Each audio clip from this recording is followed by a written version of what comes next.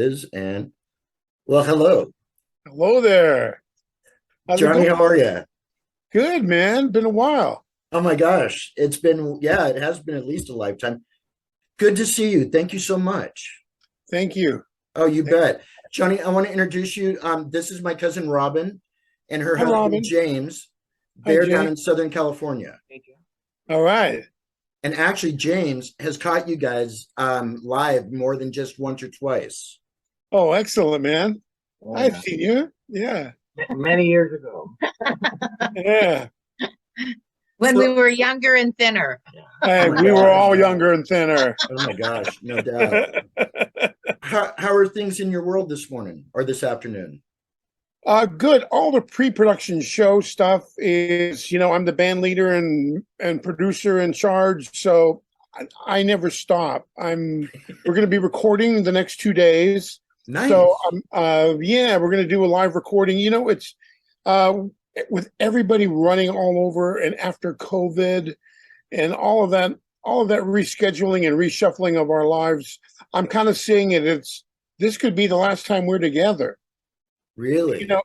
Every day that you're on this planet, that's the last. I'm always saying that now. I can't. These are crazy times, and Yeah. I mean, if they can ban books, then they can ban songs like "Wild Sex" and "Nasty Habits." Little girls. Oh yeah, we won't even play that anymore. Oh yeah. I mean, it's just it's Yeah, amazing as how fast forward like 20, 30 years, how things that used to be, you didn't really think about it so much, and now it's like, oh no, that ain't gonna happen. A record. Oh my gosh. And it does have a good beat, and I can dance to it. So Totally. yeah. no doubt. Wow. And I never really thought about that. No Johnny, doubt but is a different band. We're with yeah, someone else. I know. Yeah, yeah. No, yeah. Thank you for the clarification on that. Yeah, I'll bet you're busy. I know Steve and I were in talks for a good few months trying to get ours set up, and finally got that. So, wow, yeah, this time of year, especially too, I would imagine things have got to get pretty chaotic. Sure.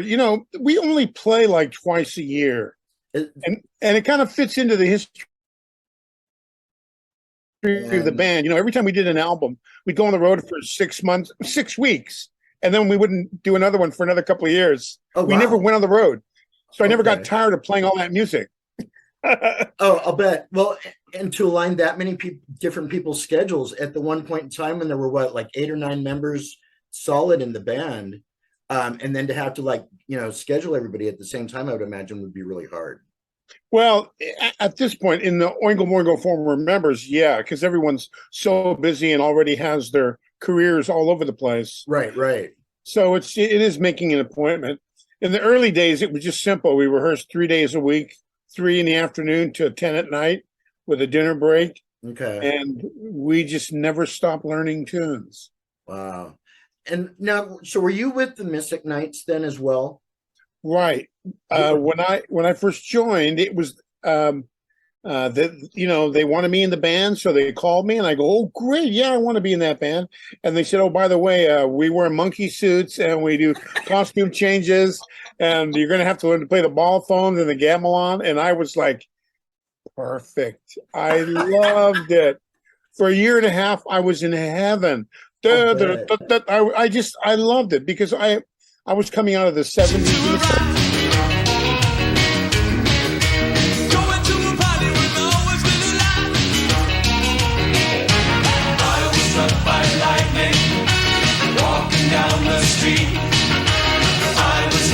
Perfect. I loved it. For a year and a half, I was in heaven.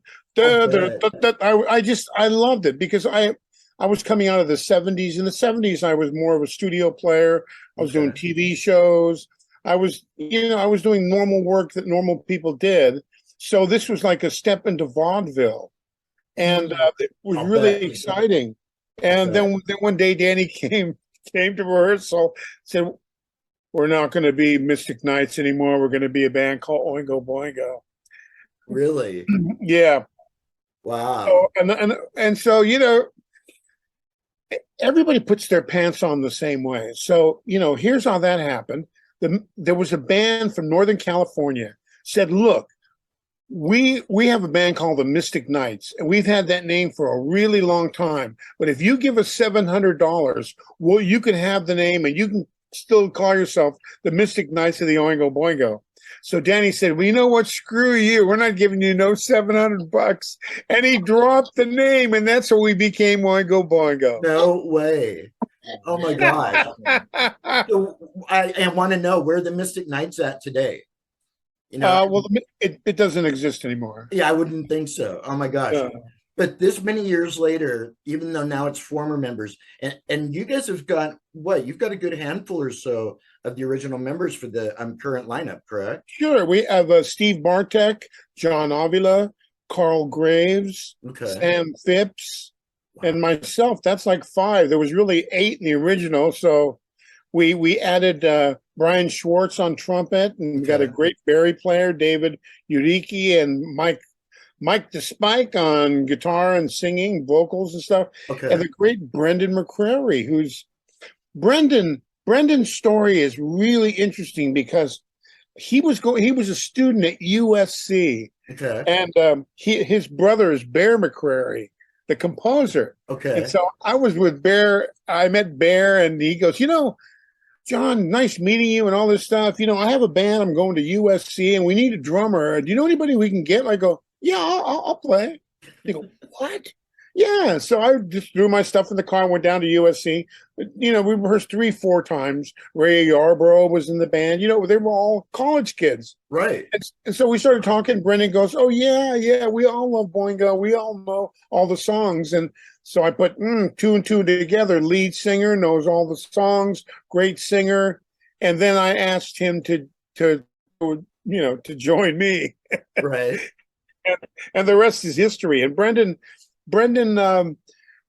has this great story. And stop me because I can keep talking. Oh, no, it's your show today, so you talk as much as you want. Brendan has this really beautiful, touching story that when he was graduating high school in the mid-90s, he was they got together a high school band, and they were going to play the graduation. Okay. So they got to like the sound check, and at 4:00 in the afternoon, the band didn't know the song they were going to play. They were going to play some Lionel Richie tune or something. Oh no! Brendan goes, enough. Okay, I'm going to show you this tune. He showed him We Close Our Eyes. And so at the graduation, he played We Close Our Eyes and sang it. He said all the parents cried. Everyone was just like blown away. What a song choice.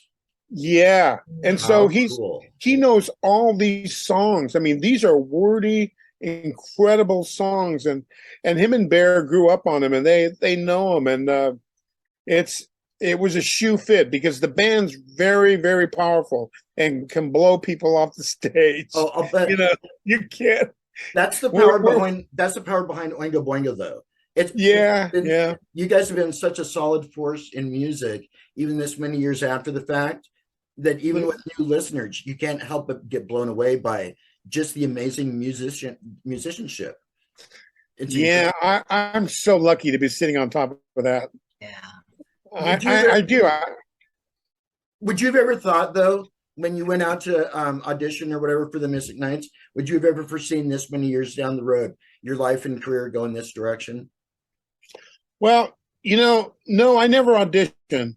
They just wanted me, so I went. Nothing wrong with that. Because auditions.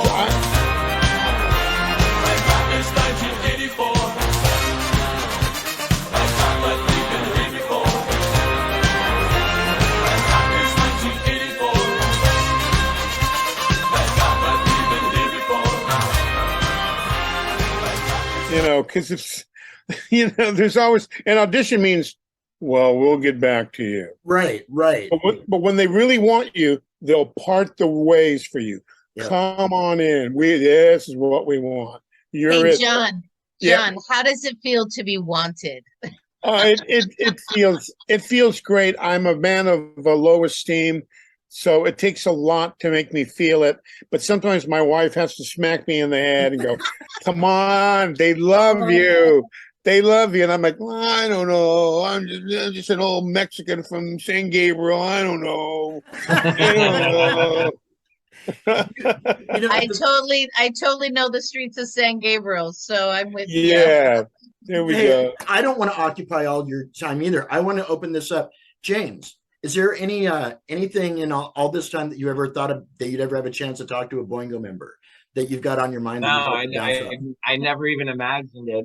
I think my first time I saw you guys was I was 17, so that would be 40 years ago at a little Yeah. place called the Pomona Valley Auditorium. It's Oh just yeah. a little tiny place, and just general admission, and everybody was just packed in the front like sardines. But it was such an awesome show. And then I also saw you a few years later after that in Pacific Amphitheater down in Orange County at the Dead Man's Party, and I think we were in like seventh row. But just you guys Wow. put on such an awesome show. Yeah, I really would, if there would be a way, I don't know how I could work it out, but I really would like to do a series of high school concerts. Oh my gosh. I mean, just do like half a dozen of them around the area, just because the music's so intense. Yeah. Kids would be like, "Who in that? What is this?" No doubt. Yeah. No doubt. You I know know? there's that no doubt band again. Yeah. Sorry. Yeah, for sure. See, that's one of the things though, being especially up here in the Seattle area. When we found out about you guys and started listening to you and loved you, you guys didn't play up here that much. I mean, you'd come Oh. through every once in a big while. We Yeah. did catch you though back in the 90s when it was just Boingo. Now, were you in that lineup as well? Sure. That's what I thought. But you Yeah. guys had really pared down to, I mean, it was definitely a different sound than the old Oingo Yeah. Boingo. Well, what we did is we got rid of the horns. We used less horns, Right. and Danny was trying different things. Right. Well, grunge almost got a hold of you guys a little bit there for a little while. Well, yeah, we can be kind of annoying and grungy too. So we did that. We had a fun. We were kind of going that way, and it's now as Danny's new music has evolved, you hear more and more of that. Scary, like, "Rah." Oh yeah. Oh, happy. Oh yeah, Yeah, happy. But you know what though? Right up Danny's alley. And totally. so totally cool that. Oh. Yeah, go ahead. No, go I was for it. just gonna say, we could really work with anger therapy. Yeah, know, yeah. like- Well, Let's Yeah, get some anger therapy going on. You got to He's- be willing though. Yeah. Right. Wow. What an awesome thing. James, you never really did get a question out though. I'm sorry. No, I really didn't have a question. Okay. I loved Oingo Boingo as a kid, and it was always playing in my car wherever I That's was going. great, man. It's the lyrics are pretty intelligent. They were written during the Reagan administration, and not much has changed. It's pretty much all gone downhill from Reagan. Yeah. He started student debt, and he's famous for all kinds of stuff. Ending music in public schools when he was the governor of California. Okay. That was another big plus for that bozo. And Was it Bozo or Bonzo? I thought it was Bozo for Bonzo. Right. But it was so the songs are still pretty relevant. Mm-hmm. The reason we don't play Little Girls anymore was because there's a child pornography porno site that Danny and the lawyers are trying to sue. They're in Canada. And they use that song illegally. No. Really? So we won't play that one, and we stopped playing Little Guns. I was kind of wondering. In fact, I just heard that a little bit ago this week.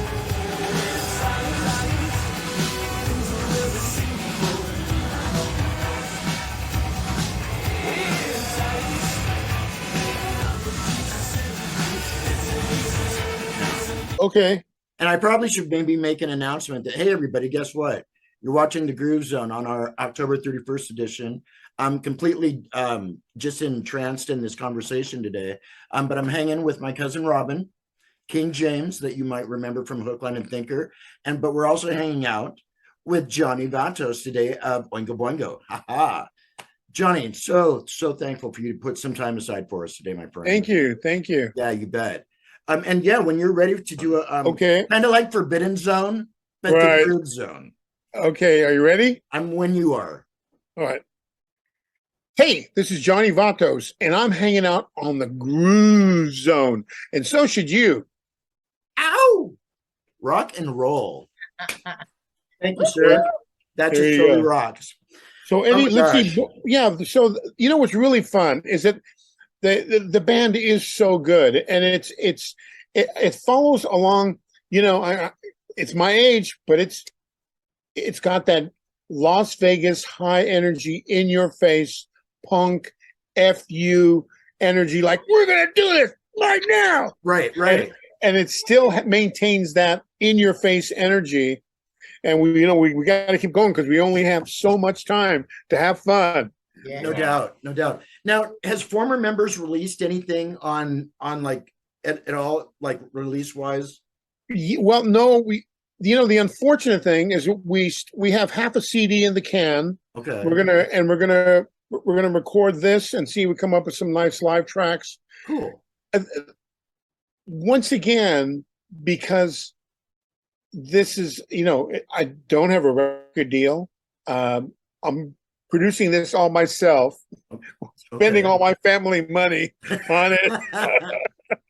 So I keep meeting with people in the best way how to recoup anything or how to make it work for publicity, because that's all you want, people to show up and have a good time and hear you. So I'm going to start probably releasing some tracks early next year.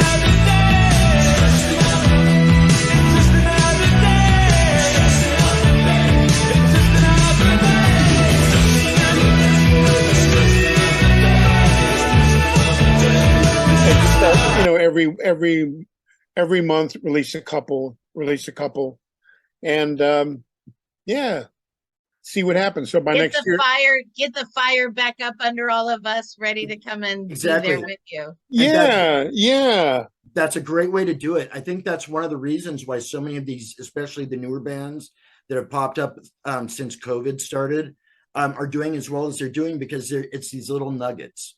Like you get a nugget each month. And so by the time that, like a year's rolled around, the fans are already somewhat used to it. You've been prepping them all this time. So whether it be like a tour or a release or whatever, now you've got this whole legion of fans again. And it doesn't take much to reignite Oingo Boingo fans. Excellent. Well, I'm gonna use your term, the nuggets. Here's some nuggets for you, buddy. And that's nuggets with a capital N. That's right.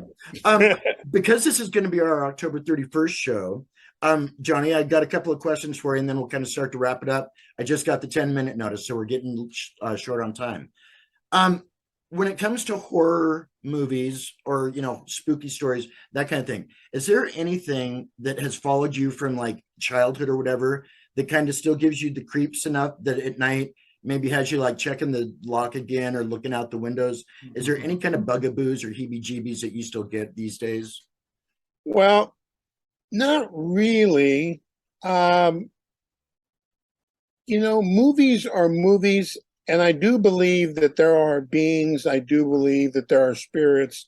I do believe I see things. I do believe I see energy. I do believe I see them, and I still believe I see them all the time. So I'm not really. What's frightening or what's really awful are the slasher movies. And Danny and Steve used to love watching them on the bus, and I could hear them. I could hear them down the hall. I know I can't watch that. I can't think about that because I can feel the cuts. I feel the energy from the image, so I can't watch it. And and also too, I've been in a war zone. I did my first major tour when I was 17 for the USO. I went to Vietnam, so I got to be around the whole death energy and hang out with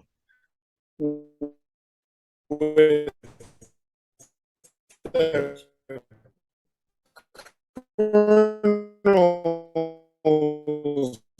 in the war zone and watch how they greeted the soldiers. It was a very, very hair-raising national entertainment. And so, you know, as part of the day, you know, that's okay. Okay. Well, I almost Anyway. lost you guys. I don't know what just happened. It said recording stopped, but it said time left. 6 Okay, minutes. so I think we're So okay. anyway, yeah, Oh my so gosh. that's my scary story. I see all the time. It's always Halloween for me. I'll bet. I'll bet.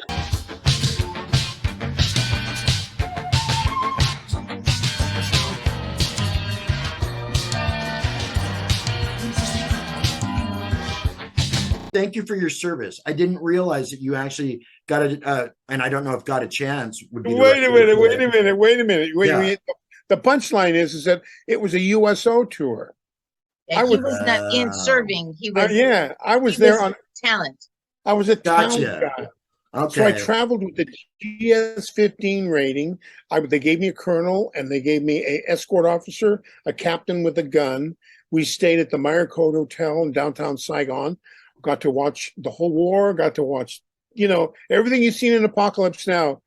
I swam in that China Sea where they were. I love the smell of napalm. I R&R'd in that beach there. So, you know, it was a whole thing. Wow. 30 days in, and then we went to Thailand for that was good. And this is a good one. You'll love this. I flew the Golden Triangle, Udorn, Korat, Bangkok. I didn't realize it was the Golden Triangle till 20 years later when I saw the report. So what were we doing? Oh my gosh. On the X-nay, on the bush, on the Wow. That's just Don't nuts. tell anybody. Yeah, no doubt. Go figure. Oh, that's wild. Yeah, see, there were so many reasons why you had to have made it through that USO tour because we needed you. Yeah. And, yeah, no doubt. Let's see. Robin and James, any last minute questions, anything you want to say? I want to make sure. Well, I'll just say it, John. You're welcome to come over anytime and hang out with us. We're just right in the Inland Empire. You can come and eat, and we'll play with all the funness of life. Yeah. You're welcome to be here. Thank you for all your healing work. I like your stone in the back of you. It's glaring at your spine. We're actually rock hunters, so we go all over and we collect it. So if you ever want anything, good. let me know. I'll bring you a prize. If it's okay, good hands, I promise. Thank you. Okay, so any words to the world that you would like to pass on today? To anybody watching that you got something you want to get out there? Just always look out for each other. Vote if you're an American. Vote, and vote for democracy. Vote for Social Security. Vote for women's rights. Women are still second-class citizens in the United States until